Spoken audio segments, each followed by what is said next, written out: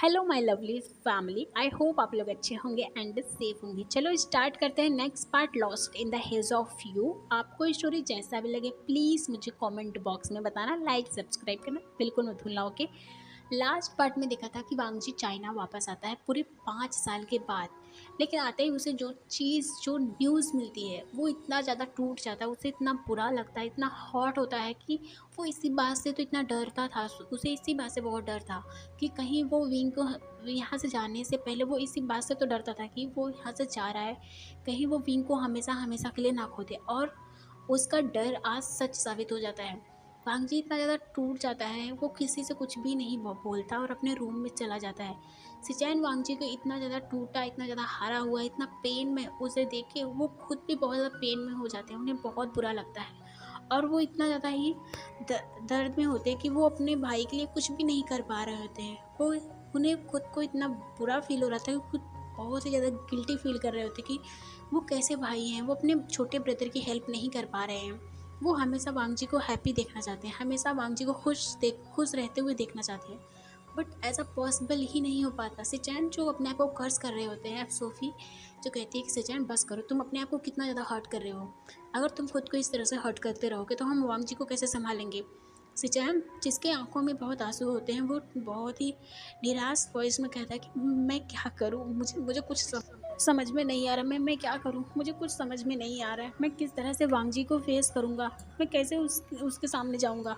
अब सोफ़ी सिचैन के पास आती है और उसके फेस को केयर करते हुए कहती है कि सिचैन मेरी तरफ देखो, तुमने कोई गलती नहीं की, तुम इतना गिल्टी क्यों हो। सिचैन जो सोफ़ी की तरफ देखते हुए कहते तुम्हें नहीं पता, मैं जब भी उसके सामने जाता हूँ उसकी आंखों में देखते ही मुझे उसके दिल में क्या चल रहा है, वो किस चीज़ से हैप्पी है, किस चीज़ से उसे पेन हो रहा है, मुझे सब पता चल जाता है। और मैं इस तरह से उसके सामने नहीं जा सकता, वो कितना ज़्यादा पेन में है। मैं नहीं मैं मुझे कुछ समझ में नहीं आ रहा है। सिचैन जो अपने अपने नीज़ पे बैठ जाता है। सोफ़ी सिचैन को शांत करते हुए कहती, सिचैन तुम्हें नहीं लगता कि हमें वांगजी के पास चलना चाहिए, उससे बातें करनी चाहिए, वो इतना ज़्यादा सैड है तो हमें उसे अकेला नहीं छोड़ना चाहिए। सिचैन जो सोफ़ी की तरफ देखने लगता है, फिर सोफ़ी कहती है कि देखो वो सैड है, अगर वो हमसे बातें करेंगे, उससे बातें करने की कोशिश करेंगे तो उसका पेन कम होगा और इस पेन से वो जल्दी बाहर निकल पाएगा। वो अकेले रहेगा तो नहीं निकल पाएगा। तुम समझ रहे हो ना मेरी बात, मैं क्या बोल रही हूँ। सिचैन जैसे ही ये रियलाइज़ करता है, कहता है कि oh okay, you are right, चलो जल्दी। और ऐसा कहते ही वो फटाक से सोफ़ी का हाथ पकड़ता है और कहता चलो। सोफ़ी कहती कि क्या ऐसे ही। तो सिचैन कहता कि हाँ और कैसे ही। तो इस पर सोफ़ी जाके बेड पे बैठते हुए कहती है कि तुम अपना फेस जाके मिरर में एक बार देखो, ऐसा लग रहा है कि जैसे किसी ने 3 साल के बच्चे को बहुत बुली किया है, उसकी कैंडी छीन ली है और वो बच्चा बहुत ज़्यादा रोया हुआ है, इस तरह से तुम्हारा फेस लग रहा है। सिचैन कहता है कि ये क्या था। तो सोफ़ी कहती है कि मैं मजाक कर रही हूँ। तो इस पर सिचैन कहता है कि बहुत ही फ़नी मजाक था, मुझे बिल्कुल हंसी नहीं आई। तो सोफ़ी कहती है ठीक है जाके अपना फेस क्लीन करो, नहीं तो तुम पता चला कि वांगजी को तुम्हें काम डाउन करने की ज़रूरत पड़ जाएगी। सिचैन कहता कि सोफ़ी तुम बहुत मजाक करती हो, प्लीज़ शांत हो जाओ, ये बहुत ही सीरियस मामला है। अब सोफ़ी शांत हो जाती, कहती हाँ बस मैं तुम्हारा मूड लाइट करने के लिए कोशिश कर रही थी। जो थोड़ा सा चिल्लाते हुए कहती क्योंकि सिचैन जो वॉशरूम में चला गया था। अब देखते हैं 2 मिनट के बाद सिचैन जो बाहर आता अपना फेस को क्लीन करके कहता अब ठीक है योर हाइनेस। इस पर सोफ़ी कहती बिल्कुल अब परफेक्ट लग रहा है। इस पर सिचैन अपनी आंखों को रोल करते हुए कहता कि ठीक है। अब सिचैन एंड सोफ़ी जाके वांगजी के डोर के पास खड़े हो जाते हैं। सिचैन थोड़ा नर्वस हो जाता है और हम देखते हैं कि जब से वांगजी अपने बेडरूम में आया है, अपने डोर को लॉक करता है, अपने डोर को लॉक करने के बाद वो डायरेक्ट अपने बेड पर लेट जाता है और टाइटली पिलो को हक करके बहुत ज़्यादा ही रो रहा होता है। वो इवन लाइट को भी ऑन नहीं करता, वो पूरा कमरा अंधेरों से भरा पड़ा है। वांगजी जो अपने रूम को एक बार देखता भी नहीं कि उसका सामान कोई चेंज है या नया है, कुछ भी कोई भी चीज़ वो चेक नहीं करता।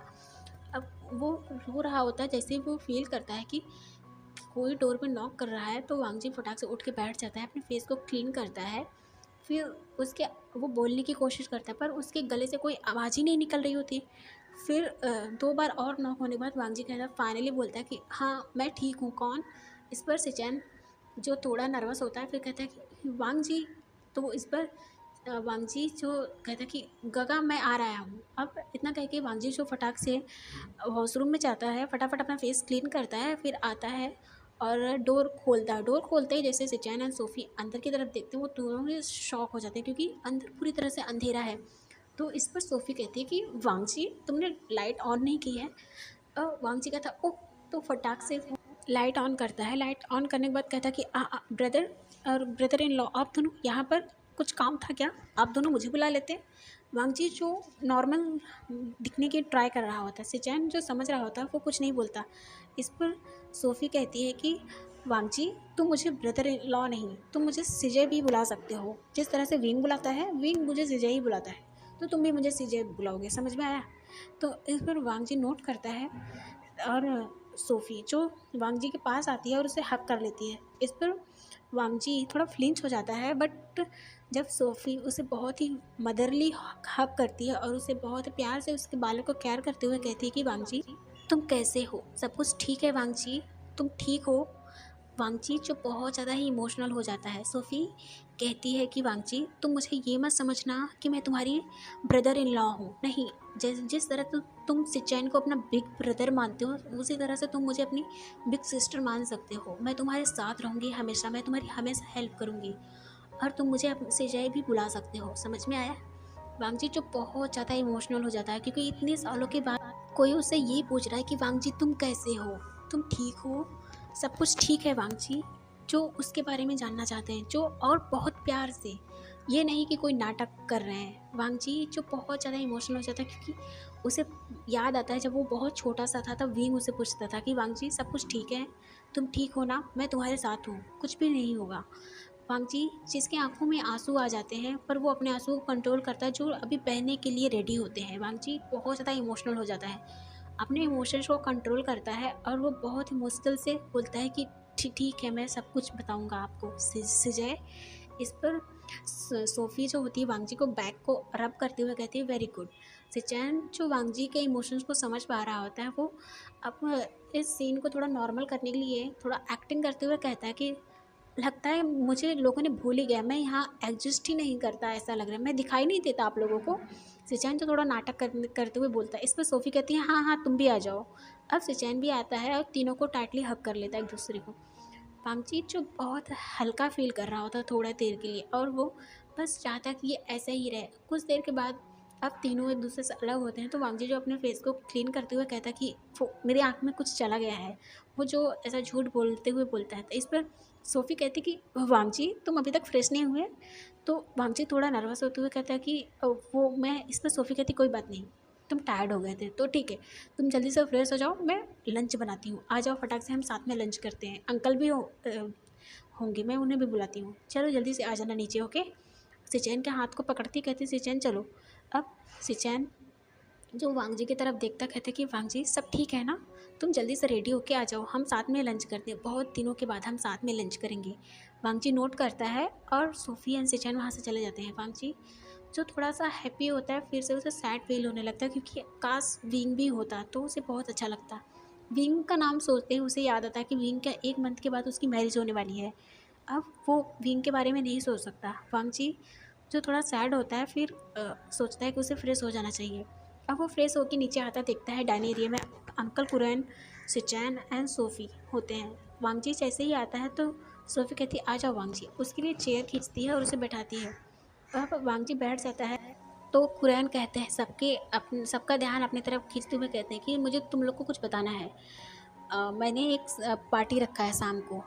तो इस पर सोफ़ी कहती है कि शाम को, आज शाम को? इस पर कुरैन कहते हैं कि हाँ।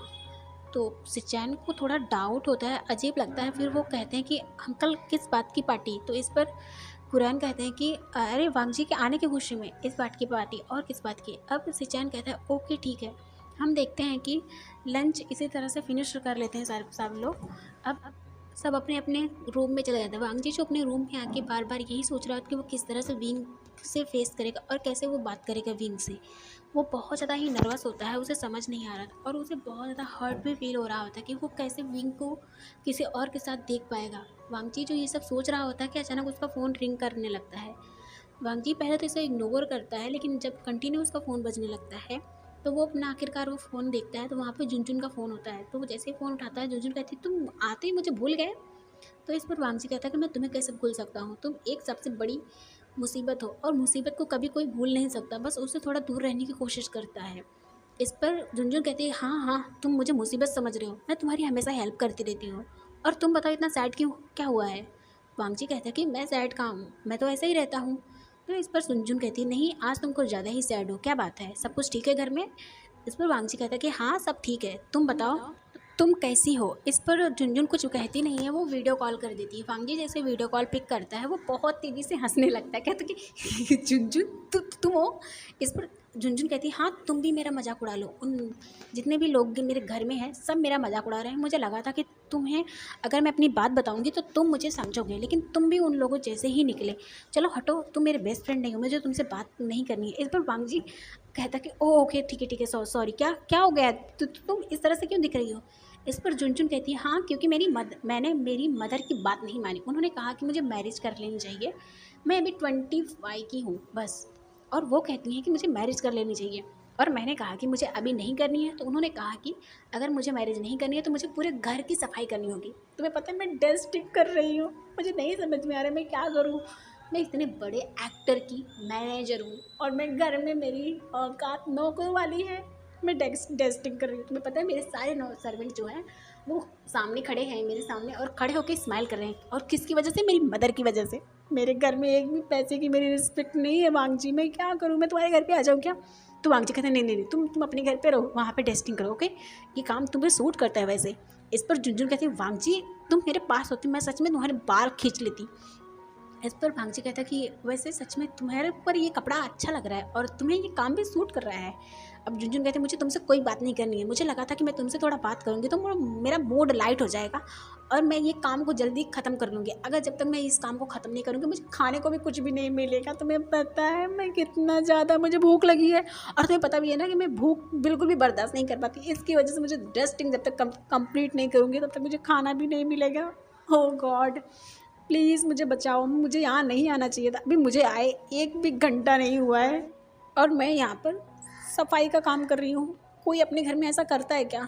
ऐसा नहीं होता है। मेरे घर में मेरा 1 पैसे की रिस्पेक्ट नहीं है वांगजी, प्लीज़ मुझे यहाँ से चलो ना, हम यहाँ से चलते हैं। तो इस पर वांगजी कहते हैं कि तुम शांत हो जाओ। इस पर झुनझुन कहती है, वांगजी मेरे पास एक आइडिया है, मेरी मदर तुम्हारी बहुत बड़ी फ़ैन है, अगर मेरी मदद से तुम बात करोगे तो मेरा प्रॉब्लम सॉल्व हो जाएगा, प्लीज़ प्लीज़ प्लीज़। वांगजी कुछ बोल पाता है इससे पहले ही झुनझुन जो फटाक से फ़ोन लेके आके अपनी मदर को दे देती है। जैसे ही वांगजी की फ़ोटो झुनझुन की मदर देखती हैं वो बहुत ज़्यादा हैप्पी हो जाती है, कहती है वांगजी बेटा तुम कैसे हो। वांगजी कहता कि हेलो आंट, मैं ठीक हूँ, आप कैसे हो। वांगजी बात करने लगता है, झुनझुन इतने में वहाँ से निकल जाती है और वो फटाफट निकल के अपने लिए कुछ खाने के लिए लेके स्नैक्स लेके बैठ जाती है।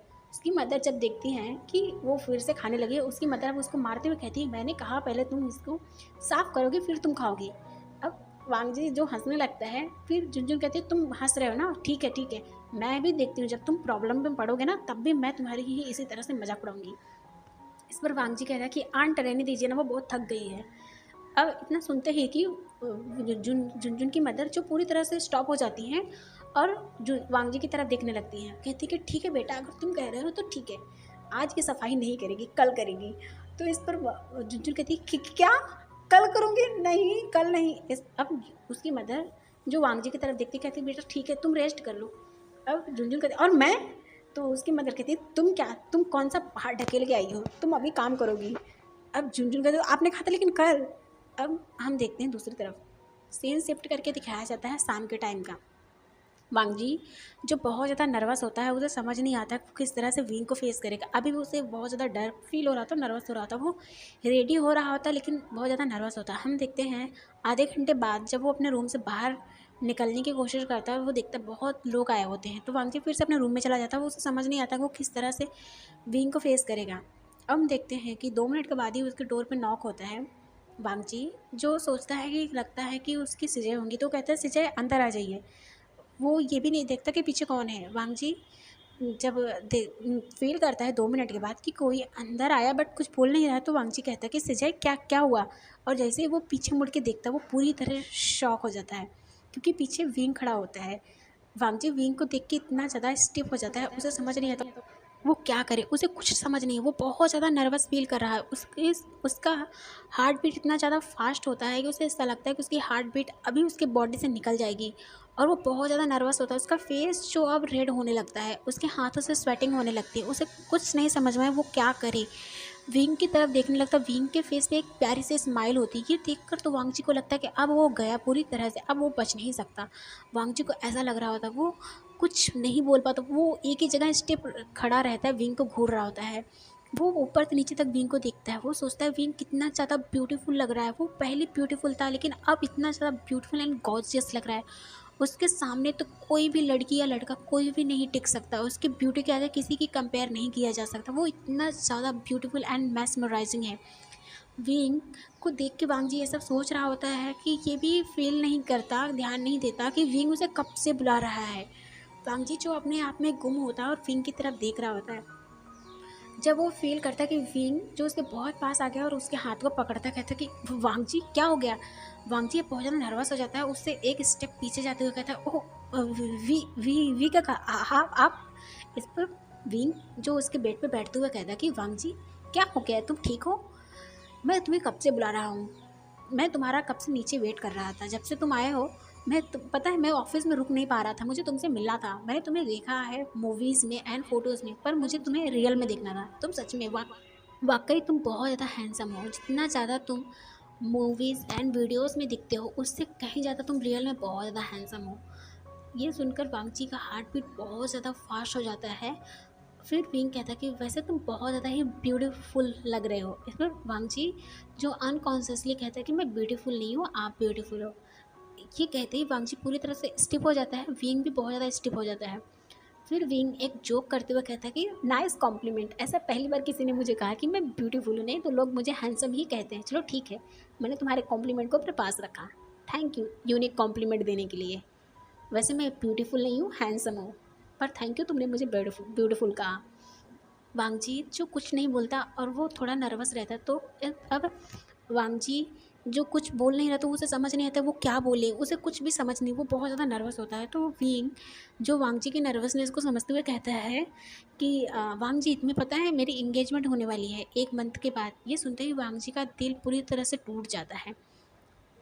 वांगजी जो अपना फेस दूसरी तरफ करते हुए कहता है कि हाँ मुझे पता चला जब मैं आया तो इस पर वांगजी कुछ और बोलता है, तो विंग कहता है कि तुम्हें पता है बहुत अच्छा लगता है जब हम किसी से प्यार करते हैं और वो भी हमसे उतना ही प्यार करें और लाइफ टाइम तक हम उसके साथ रहें। वांगजी जो उसके लिए अब ये सब सुनना बहुत ज़्यादा ही मुश्किल हो रहा होता है, वो फिर भी कहता है कि हाँ ये बहुत कम लोगों के साथ होता है। तो विंग कहता है कि हाँ वो लोग बहुत लकी होते हैं जो एक दूसरे से प्यार करते हैं और लाइफ टाइम हमेशा साथ रहते हैं। जैसा कि तुम सचिन गंगा को देख लो और सोफी सिजे को देख लो, वो दोनों कितना ज़्यादा एक दूसरे से प्यार करते हैं और एक दूसरे के साथ हमेशा रहेंगे लाइफ टाइम। और वैसा मैं और वेंचिंग। तो इस पर वांगजी कहता कि हाँ। अब वांगजी कुछ नहीं समझ पा रहा था कि उसे क्या करे।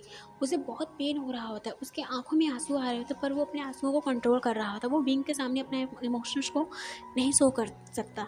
कितने सालों के बाद विंग उसके पास आया, इतनी पहली बार जो विंग उसके पास आया उसे खुद से मिलने के लिए, नहीं तो हमेशा वांगजी जो एफर्ट करता था विंग से मिलने के लिए, और इतने सालों के बाद विंग उसके पास आया उससे मिलने के लिए, तो वांगजी अपने इस इमोशन को दिखा के उसे इस तरह से डराना नहीं चाहता, उसे भगाना नहीं चाहता, इसलिए वांगजी खुद को कंट्रोल कर रहा होता है। तो विंग जो उसके बेड पे बैठते हुए कहता है कि वांगजी तुम्हें पता है ये बहुत अच्छा लगता है जब हम किसी से प्यार करते हैं और वो भी हमसे उतना ही प्यार करता है। तो वांगजी कहता है कि हाँ। फिर विंग वांगजी की तरफ देखते हुए कहता है कि यहाँ पर बैठो मेरे साइड में, जो अपने साइड के ही बेड पर पैट कर रहा होता है। तो वांगजी नर्वसली आके बैठ जाता है और वो सामने देखने लगता है। तो इस पर विंग जो उसके शोल्डर को अपनी तरफ पकड़ते हुए घुमाते हुए कहता है कि मेरी तरफ देखो।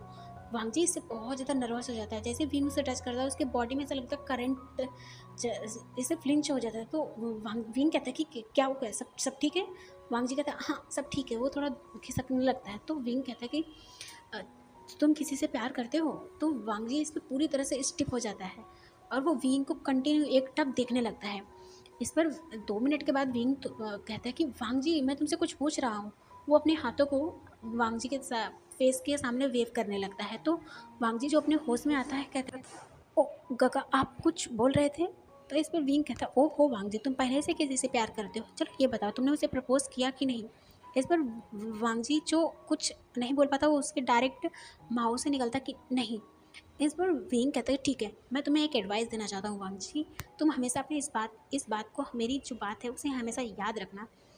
तुम जिसे प्यार करते हो, सच्चे दिल से प्यार करते हो ना, उसे कभी भी उससे ये मत सोचना कि वो तुमसे प्यार नहीं करती, और अपने गॉड पे हमेशा बिलीव रखना, विश्वास रखना कि तुम अगर उससे प्यार करते हो तो वो भी तुमसे उतना ही प्यार करता है, 100%। बस तुम्हें अपने आप पे और अपने प्यार पे यकीन दिलाना है, और उस यकीन को कभी तोड़ना मत। एक ना एक दिन वो 100% तुम्हारे पास चल कर आएगा। मैं तुम्हें ये बात प्रूव भी कर सकता हूँ। मैं इतने सालों से वेंचिंग से प्यार करता था, और बस प्रपोज़ करने से डरता था कि मुझे लगा कि अगर मैं प्रपोज़ करूँगा तो वो मुझे छोड़ के चली जाएगी, कहीं वो किसी और से तो प्यार नहीं करते। और तुम्हें पता है, मेरे एक टीचर ने कहा कि अगर हम किसी पर्सन से प्यार करते हैं, अगर हम उसे प्रपोज़ नहीं करते, ये सोचते हैं कि वो उसे कोई और पर्सन, मतलब वो हमसे प्यार नहीं करता, और कोई और पर्सन आया और उसे प्रपोज़ कर दिया और वो उसके साथ चला गया, तो हम हमेशा अपने आप को कभी माफ़ नहीं कर पाएंगे। ये सोचते रह जाएंगे कि अगर हमने उसे प्रपोज़ किया होता तो शायद आज रिज़ल्ट कुछ अलग होता, शायद वो हमारे साथ होती या नहीं भी होती। कम से कम हमें ये रिग्रेट तो नहीं होता कि मैंने एक अटैम्प्ट नहीं किया, हमने अपना अटैम्प्ट नहीं किया कि इस तरह से। वांग जी जो विंग की तरफ देख रहा होता तो विंग कहता है, ठीक है, अच्छा बहुत सारी बातें हो गई, चलो तुम बताओ किससे प्यार करते हो। वांग जी कहता है कि नहीं, मैं किसी से प्यार नहीं करता। तो इस पर विंग कहता है, ठीक है, अगर तुम फ्यूचर में कभी किसी से प्यार करो तो मेरी ये बात हमेशा याद रखना, ओके। और हाँ, चलो नीचे चलते हैं, चलो वेंचिंग भी आ गई, मैं तुम्हें उससे मिलवाता हूँ। वांग जी इसे बहुत ज़्यादा सैड होता है, कहता है कि ओ हाँ ठीक है, आप चलिए, मुझे कुछ काम है, मैं आता हूँ। अब विंग कहता है कि ठीक है, जल्दी से आ जाना। और विंग वहाँ से निकल जाता है। जैसे ही विंग वहाँ से चला जाता है, वांग जी जो अपने नीज़ पे गिर जाता है, वो बहुत ज़्यादा ही अपने नीज़ को हक करके रोने लगता है। कहता है कि मैं कितना भी आपसे शिद्दत से प्यार कर लूँ, चाहे कितना भी कुछ खुद को यकीन दिला लूँ, पर मुझे पता है कि एंड में आप मेरे पास कभी नहीं आओगे, क्योंकि आपको आपका प्यार मिल गया, आप मेरे पास नहीं आओगे। मैं चाहे आपका पूरी लाइफ वेट करता रह जाऊँ, मैं अकेला ही रह जाऊँगा, आप मेरे पास कभी नहीं आओगे। ये बात कभी सच नहीं होगी कि हम जिससे शिद्दत से प्यार करते हैं, दिल से प्यार करते हैं, वो कभी हमारे पास आता है, नहीं, बिल्कुल नहीं। क्योंकि दुनिया में कुछ ऐसे अनलकी लोग होते हैं जिन्हें कभी प्यार नसीब नहीं होता, और उन पर्सन में से मैं उसमें से एक हूँ। मुझे मेरे मेरे पास मेरा प्यार कभी वापस नहीं है, जो कि आप हो। वांग जी जो बहुत ज़्यादा ही सैड हो जाता है और रो रहा होता है। सिचैन जो थोड़ी देर पहले ही आया था वांग जी को बुलाने के लिए, वो जैसे ही वांग जी की सारी बातें सुनता है, उसे बहुत पेन होता है अपने चेस्ट में, उसे बहुत बुरा लगता है वांग जी के लिए, और वो चाहता है कि वांग जी को शांत करे, बट वो नहीं कर पाता। उसके अंदर इतनी हिम्मत नहीं कि वांग जी को अभी फेस कर पाए। वांग जी जो बहुत ज़्यादा रो रहा होता है, सिचैन वहाँ से चला जाता है। अब थोड़ी देर के बाद ही वांग जी के डोर पे किसी का नॉक होता है, तो वांग जी फटाक से अपना फेस क्लीन करता है और कहता है कि कौन। वहाँ पे एक सर्वेंट होता है, कहता है कि मास्टर आप जल्दी आ जाइए, कुरैन मास्टर आपको बुला रहे हैं। तो वांग जी कहता है ठीक है, आप चलो, मैं आता हूँ। अब वांग जी फटाक से वॉशरूम में जाता है, अपना फेस क्लीन करता है, और वो थोड़ी देर के बाद वो फिर नीचे आता है। वो देखता है कि वहाँ पे बहुत सारे लोग आए होते हैं। वांग जी जो सबको ग्रीट करता है और कुरैन के पास आके खड़ा हो जाता है। कुरैन जो वांग जी को देख के बहुत हैप्पीली स्माइल करता है और वांग जी को सबसे इंट्रोड्यूस कराने लगता है। अब वांग जी जो वहाँ पे खड़ा होता है, उसे अच्छा नहीं लग रहा होता है, उसे बहुत अजीब लग रहा होता है, उसे बिल्कुल अच्छा नहीं लगा, क्योंकि वो थोड़ी दूर में ही दिखता है कि विंग एंड वेंचिंग जो बहुत हंस हंस के बात कर रहे थे। वांग जी को समझ में आ जाता है कि वो ये वही लड़की है, हो ना हो। वांग जी जो उस तरफ नहीं देखना चाहता, फिर भी उसकी नज़र जो बार बार उधर ही जा रही होती, क्योंकि वहाँ पर विंग जो बहुत ही स्माइल करके बात कर रहा था, वो लड़की भी काफ़ी ज़्यादा स्माइल नहीं कर रही थी, पर हाँ स्माइल कर रही होती है। विंग को देख के ऐसा लग रहा है कि विंग काफ़ी ज़्यादा खुश है उस लड़के पर, वो लड़की किसी और को देख रही होती है। वांगजी जो ये सब समझ नहीं पाता, उसके सामने एक पर्सन आके खड़ा होता है, कहता है हेलो लैन वांगजी हो ना तुम। वांगजी कहता है कि हाँ, पर मैं आपको नहीं पहचाना, आप कौन। इस पर वांगजी के बाद वो पर्सन बहुत स्माइल करते हुए कहता है कि मैं तुम्हारे फादर का दोस्त हूँ, मिस्टर हान। इसमें वांगजी के कहता ओह। तो अब वांगजी कहता है कि हेलो अंकल, आप कैसे हैं, आई होप आपको कोई प्रॉब्लम नहीं हुई होगी यहाँ पर आने में। वो पर्सन कहता नहीं, बिल्कुल नहीं, मैं तो इतने सालों से तुम्हारा ही ये तुमसे ही मिलने का इंतज़ार कर रहा था। अब हमारी दोस्ती एक रिलेशनशिप में बदल जाएगी। भांगजी की मतलब को समझ पाता है, इससे पहले ही वहाँ पर एक लड़की आती है जो बहुत ज़्यादा ब्यूटीफुल होती है, ब्लैक कलर का गाउन पहनी होती है और इसने बालों को हाई पॉनीटेल में बनाया होता है। उसके बाल काफ़ी लंबे होते हैं, वो काफ़ी ब्यूटीफुल दिख रही होती है, उसके फेस पे एक बहुत प्यारी सी स्माइल होती है। वो सबको हाय करते हुए सामने से वांग जी के पास आके खड़ी हो जाती है और अपने हाथ को आगे बढ़ाते हुए कहती है hello Lan Wangji. Nice to meet you. इस पे वांगी कुछ बोल पाता, तो इस पे उसके पीछे से झुनझुन आते हुए कहती है, क्या हम पहले कभी मिले हैं? ये देखकर उसके फेस पे जो स्माइल थी वो थोड़ी सी कम हो जाती है। वो कहती है कि एक्सक्यूज़ मी। तो वो झुनझुन कहती है कि हाँ, वही तो पूछ रही हूँ, क्या हम पहले कभी मिले हैं? जो आप इस तरह से बोल रहे हो, नाइस टू मीट यू। तो इस पर जो हना होती है वो कहती, नहीं, हम पहली बार मिल रहे हैं। तो इस पर वांगजी कुछ बोल पाता, तो झुनझुन कहती है कि वांगजी को वैसे स्ट्रेंज पर्सन को टच करना उसे पसंद नहीं है, तो दूर से ही नाइस टू मीट यू, ये कहते हुए वो हना की तरफ देखती है और फिर वांगजी के शोल्डर पे हाथ रखती है। ये देखकर हना को बहुत गुस्सा आता है, पर फिर भी वो अपने फेस पे स्माइल ना गायब होते हुए कहती है कि ओह, नाइस टू मीट यू लान वांगजी, पर मैं लान वांगजी से बात कर रही हूँ, तुमसे नहीं। तो इस पे झुनझुन कहती है कि हाँ, तो मैं वांगजी की मैनेजर हूँ, तो मेरी परमिशन के बिना तुम वांगजी से नहीं मिल सकती, तो इसलिए पहले तुम्हें मुझसे बात करनी होगी। तो फिर मैं, अगर मैं चाहूँगी, मैं सोचूंगी, तो मैं तुम्हें वांगजी से मिलने दूंगी या बात करने दूंगी। इस पर वो गुस्से में कहती है, क्या तुम वांगजी को कंट्रोल करती हो? तो इस पर झुनझुन जो बहुत स्माइल के साथ कहती है नहीं, क्योंकि मैं उसे बुरे लोगों से बचाने की पूरी तरह से कोशिश करती हूँ। बस इसी तरह मैं सोचती हूँ कि कभी उसे किसी कोई हर्ट ना कर दे, इसी वजह से। नाइस टू मीट यू ऐसे कह के कहती है, वांगजी मुझे तुमसे कुछ काम है, चलो जल्दी से। वांगजी का हाथ पकड़ती है, वहाँ से लेके चली जाती है। जो हना होती है वो गुस्से में अपने पैर को वहीं पे पटकती, कहती है, इसकी इतनी हिम्मत कैसे हुई मेरी इंसल्ट करने की? ये है कौन? मुझे मुझे इसके बारे में सारी इन्फॉर्मेशन चाहिए। यहाँ से जाने के बाद जो उसके पास ही उसका मैनेजर खड़ा होता है, वो कहता है ये यस मैम। वो बहुत डरते हुए बोलता है, क्योंकि हना बहुत ही शांत रहती है। जब तक उसे कोई ट्रिगर ना करे, उसकी इंसल्ट ना करे, उसके फैमिली एंड बिजनेस के बीच में या प्यार के बीच में कोई नहीं आता, तब तक वो बहुत शांत रहती है। जितनी प्यारी उसकी स्माइल है उतनी प्यारी वो रहती है। लेकिन जब भी कोई उसे इन चीज़ों में ट्रिगर करता है तो वो इतनी खतरनाक हो जाती है कि कोई सोच भी नहीं सकता। अब वो गुस्से में वहाँ से देख रही होती है, लेकिन वो यहाँ कुछ भी नहीं करती, क्योंकि वो वांगजी से बहुत ज़्यादा प्यार करती है। वो वांगजी को पहली बार जब वांगजी ने फर्स्ट रेसिंग किया था, वो ट्रॉफी जीता था, तब वो वांगजी को देखी थी टीवी पर और बहुत ज़्यादा ही हैप्पी हो गई थी। उसे first love and first sight वांगजी से हो गया था। और वांगजी से वो इतने सालों में नहीं मिल पाई, बिकॉज वो स्टडी करने के लिए अब्रॉड चली गई थी, और वो अभी जस्ट 2 महीने पहले ही आई है। और उसे पता चला कि वांगजी आ गया है। और जब उसे पता चलता है कि कुरैन ने पार्टी रखी है और उसके फादर को बुलाया, तो वो खुद अपने फादर से जिद करके यहाँ पर आती है वांगजी के मिलने के लिए स्पेशली। बट यहाँ पर वांगजी उसे भाव नहीं देता, उसे इतना बुरा नहीं लगता, लेकिन बुरा उसे इस बात का लगता है कि जो झुनझुन इतना ज़्यादा उसे सुना कर जाती है। Hey everyone, bye. Last part next part में देखेंगे। आपको स्टोरी जैसा भी लगे प्लीज़ मुझे कमेंट बॉक्स में बताना। ओके, लाइक सब्सक्राइब करना बिल्कुल नहीं भूलना। बाय।